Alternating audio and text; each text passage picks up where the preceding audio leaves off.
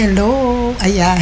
So, ako ulit sa Auntie Arlene. So, pag-uusapan naman natin ngayon tungkol dun sa pag 40 plus na daw is pwede pa bang makapag-work dito sa Singapore.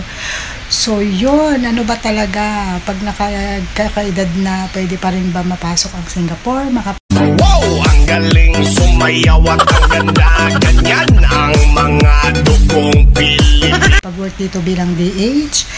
Ayan, so alam nyo guys, marami na rin ako naging video dyan about dyan sa edad na yan na 40 plus. So yun, clear na natin talaga ano guys, depende po kasi talaga yan sa sitwasyon. Pero yung karamihan po ng mga agency dito sa Singapore is below 40 na yung tinatanggap nila. Hindi sa ayaw nila o nag-discriminate sila, pero mahirap po kasi talaga makahanap ng mga employer ang medyo may edad na. Kasi nga syempre health issues na rin at saka yung flexibility, yung mga ganun. Kasi syempre kaya sila naghahanap na makakasama is para maging katuwang nila at hindi para baka mamaya kasi magkasakit or something. So yun, mas prone kasi yan, di ba guys? So maging honest na lang din tayo na yun talaga may possibility. Although kung ex-Singapore ka na rin, nakapag-work ka na dito, wala pong problema kahit 40 plus something kayo, kasi ang tinatanggap po talaga dito sa batas nila dito sa Singapore, ulitin ko po, is nasa website nila ng MOM. Pwede nyo i-search, mag-google kayo, i-search nyo yung MOMSG, yung parang ganun, yung website nila. Nakalagay doon yung edad nila na pwedeng tinatanggap is 23 up to 50 years old. Pero ang alam ko, since last year or this year, parang nag-ano sila ng 24 na. Yung karamihan ng mga agency na tinatanggap, at least 24 years old, papuntang 50 years old. So yun, bali kung kayo po ay ex-Singapore na or nakapag-work na kayo dito sa Singapore, kahit gaano na yan katagal, as long as may record kayo dito sa Singapore na nag-work na kayo dito, kung 40 something kayo, tinatanggap po nila. Marami pong agency na nag-accept pa rin kasi kumbaga may record na kayo dito sa Singapore. Kaya yun nga po yung mga sinasabi ko sa mga bata pa na mag-apply na kayo dito, basta mapasok nyo lang yung Singapore, kahit umuwi man kayo, tapos pagdating ng kahit matagal kayo, 5 years or 10 years kayo, tapos biglang magbago ang isip nyo, gusto nyo ulit mag-apply dito sa Singapore, at least may record kayo. So mag 40 plus man kayo, may possibility tatanggapin pa rin nila kayo kasi ex-Singapore na po kayo. So yun, unlike pag galing kayo sa ibang country, tapos gusto nyo mag-apply dito, first timer man, or galing man kayo sa ibang country, mahirap na rin po talaga silang tumanggap or mag-accept ng mga nasa 40 plus na. So yun, wag natin sisihin yung mga agency kung bakit hindi sila nagtatanggap na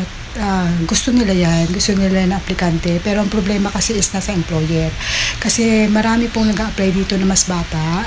So kung ikaw yung employer, alin ba ang mas gusto mo, prepared mo yung mas bata or mas may edad na so depende rin sa situation.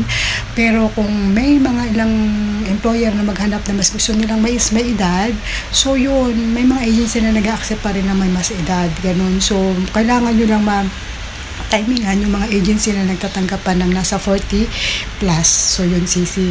Kaya yung edad mo na 44 years old ka na, depende yun sa sitwasyon. Huwag ka mawala ng pag-asa na baka hindi ka tanggapin. So try lang na makahanap ng dito. Ngayon, kung meron kayong mga kakilala na nandito na sa Singapore, mas okay, kasi pwede kayong humingi ng sa kanila ng advice o help na rin na mahanapan kayo ng employer dito. Kasi ang buwan dun guys, kahit ilang taon ka na, as long as may employer ka dito sa Singapore, madali lang sa'yo. Hindi yan mag-iinarte ang agency na 40 plus na yan, hindi na pwedeng tanggapin yan. May employer ka na nga kumbaga may kagastos na para sa'yo. Kasi ang purpose lang naman ng mga agency dito is makahanap ng employer para sa mga aplikante nila. So yun lang naman ang role talaga ng agency. After nyan, naka-employer ka na hanggang matapos yung kontrata mo. So yun, kaya kung may kakilala kayo dito, mas okay na humingi kayo or mag-seek kayo ng advice or ng tulong sa kanila para mahanapan kayo ng mga employer dito.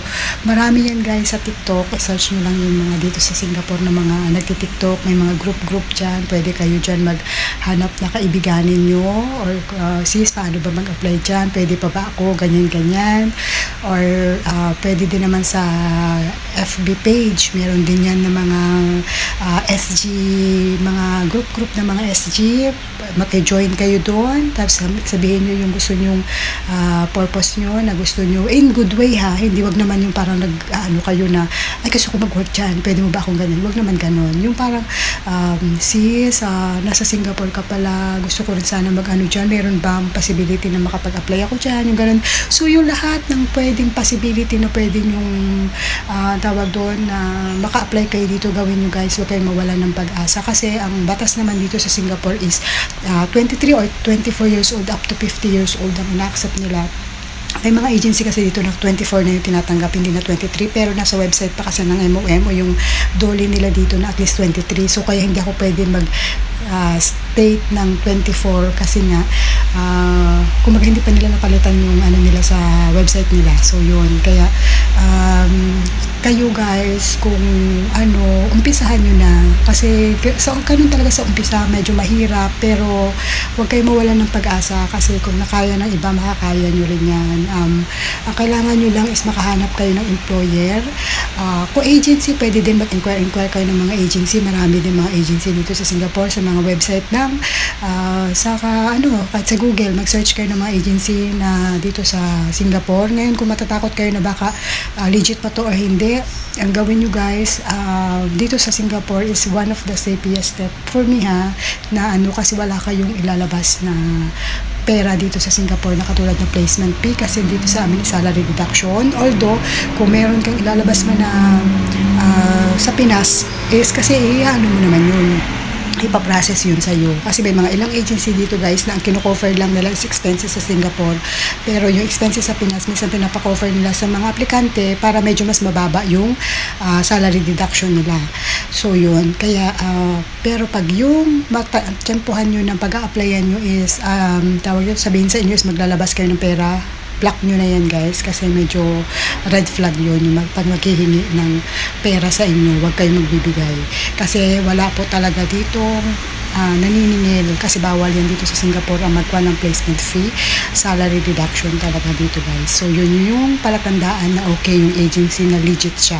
Kumbaga mag-inquire kayo ngayon, kung tinanggap kayo tapos magkaroon kayo ng problema, okay lang, hindi ka naman naglabas ng pera, yung ganun. Pero kung maglabas ka ng pera, yun parang nakakaano yun na baka mamaya ma-scam kayo or something. Pero dito sa Singapore guys, medyo safe nga, sa katulad ng sabi ko sa inyo, kasi hindi kayo maglalabas ng pera dito pag dito sa Singapore na expenses, katulad yung yung mga binaasikaso yung mga papers natin sa MOM, sa embassy natin, o kung ano man makailangan nila, yung mga kontrata na yan, wala tayong lalabas na pera. So kung meron namang ipa-shoulder sa atin, sabihin is yung sa PIDOS, TESDA, or sa medical mo, ikaw naman talagang gagawa niyan talagang ipoproseso mo yan sa Pinas. At saka meron talaga tayong ganyan na bago tayo makalabas ng bansa, natin yan, ginagawa natin yan.